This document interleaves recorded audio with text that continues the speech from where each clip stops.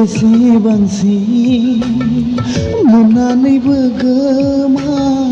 जाफिननायनि दुखुआ रासिन मोनैनि दुखुआ जेसेबांसिम मोननानैबो गोमा जाफिननायनि दुखुआ रासिन सहायनो हाया